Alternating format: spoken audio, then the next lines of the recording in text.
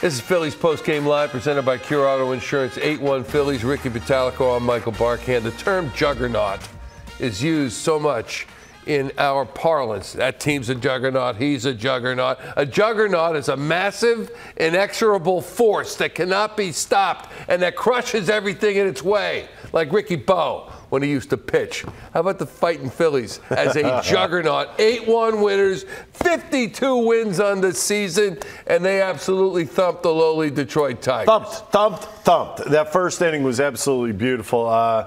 Phillies come out, and when you think about it, it all starts with an error. And then it was just a pounding after that. I said about the middle of the lineup, you have to love what Bohm and Harper are doing right now. They are almost, you know how I talk about the starting pitching, how they try to outdo each other? Yeah. I feel like that's what's happening. It's kind of, there's like a morphing of these two guys trying to one-up each other. And it is awesome what's going on in the middle of the lineup right now. You think about a bunch of RBIs. These two guys accounted for 8 RBIs in this game alone. And I mean, you look at what Alec Bohm is doing, and he's kind of the lesser of the two when you think about both of these guys. And I mean, it's just we're witnessing something very special right now with the Phillies, especially when you have an up-and-comer like Alec Bohm doing what he's doing.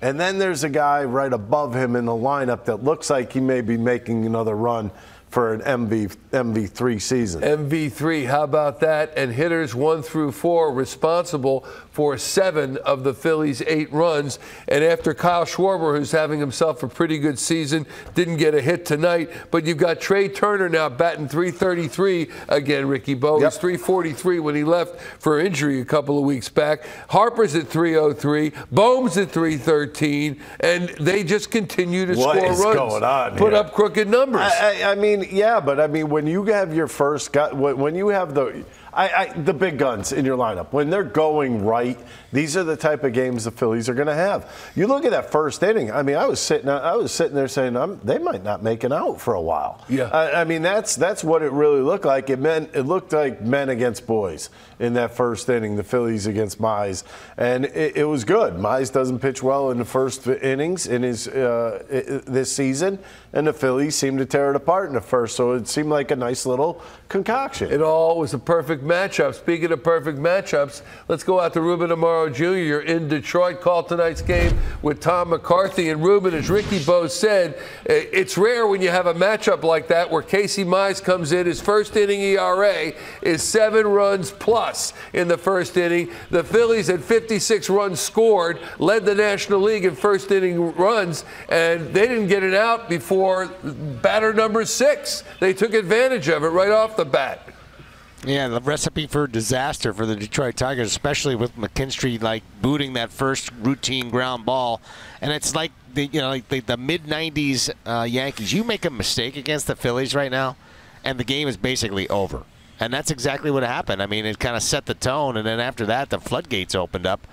They didn't score. They had chances to score runs through the middle innings. They had base runners everywhere, pretty much every single inning, and weren't capitalizing until Bryce Harper came up with that big home run again, and not surprised by that because he's swinging the bat so well. But you guys talked about the 3 and 4 hole hitter. One of the reasons why Bryce Harper's having so much success is because, you know, pitchers are having to pitch to Bryce Harper because they got Alec Bohm hitting behind him. There's so few players in any sport that are so glib. He can wear the fanatic headbands. He can talk to you after the game.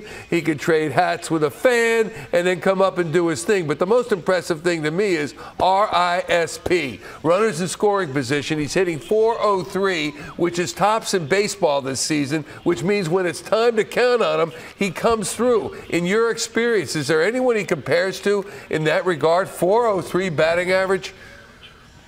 No, I started thinking about some of the great, guys who drove runs in like really super consistently. Mike Schmidt comes to mind, obviously, and there's so many of them. I think of guys like Albert Bell. They really sort of bear down and just figure out ways to capitalize on mistakes and stay within themselves.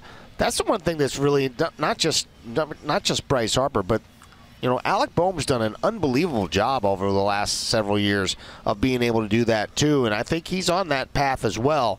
Obviously, doesn't have the pedigree that Harper does, but Alec's on his way as well.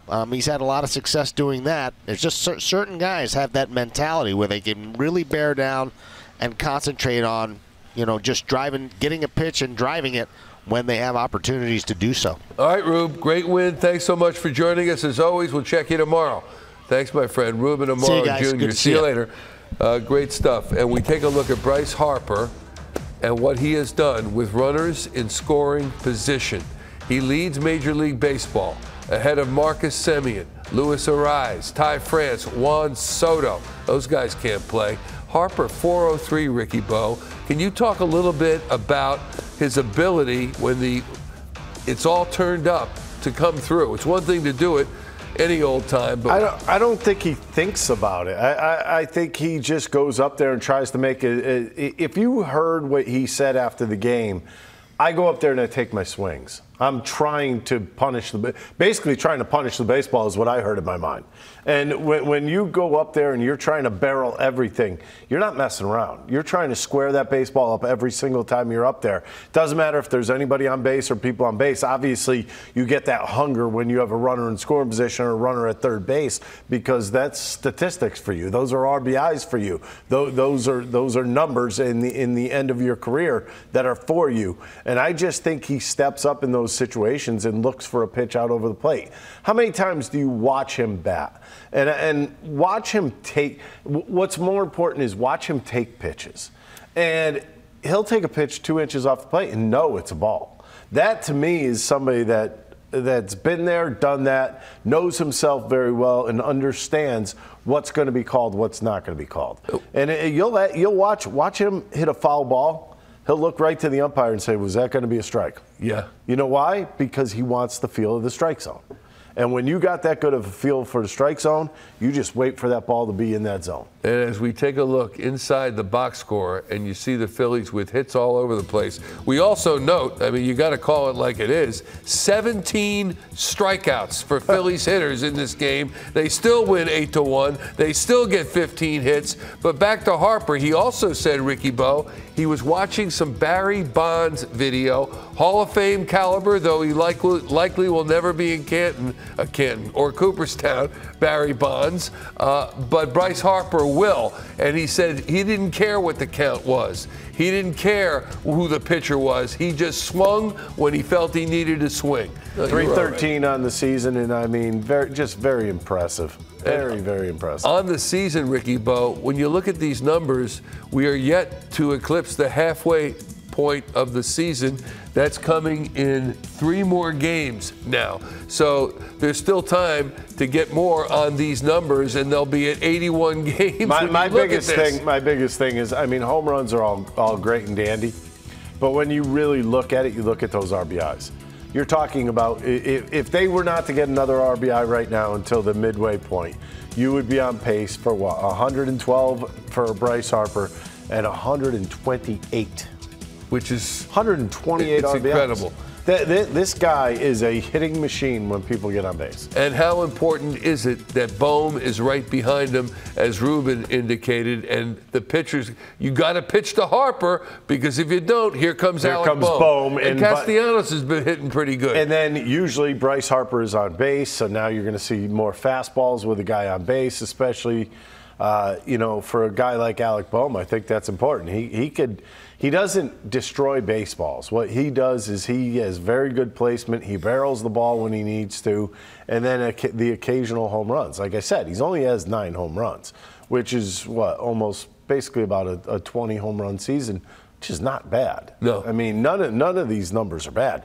But my biggest thing for a hitter is RBIs. I don't care who you are. If you're driving in runs, you're good in my book. And by the way, that Rob Drake was the same Rob Drake. So we've done a little research on this. You want to go ahead and tell our friends? Apparently, it says Rob Drake didn't start until 2010 at the big league level, but I think that's his first major league contract, which means he probably was a call-up. So Rob Drake, tonight's home plate umpire, was actually The second base umpire, when Eric Bruntlett got the unassisted triple play against the Mets in 2000, and I believe it was 9. Yeah, they were the defending champs. They were at Citi Field, and that triple play by Bruntlett, unassisted triple play that Rob Drake officiated, ended the game with a Phillies win against the Mets in 2009. Tonight he just happened to be at home plate. Just happened to be at home plate for it. Thank you very much. They got to get him in there for more umpiring assignments when the Phillies play. Here's Rob Thomson postgame on the win.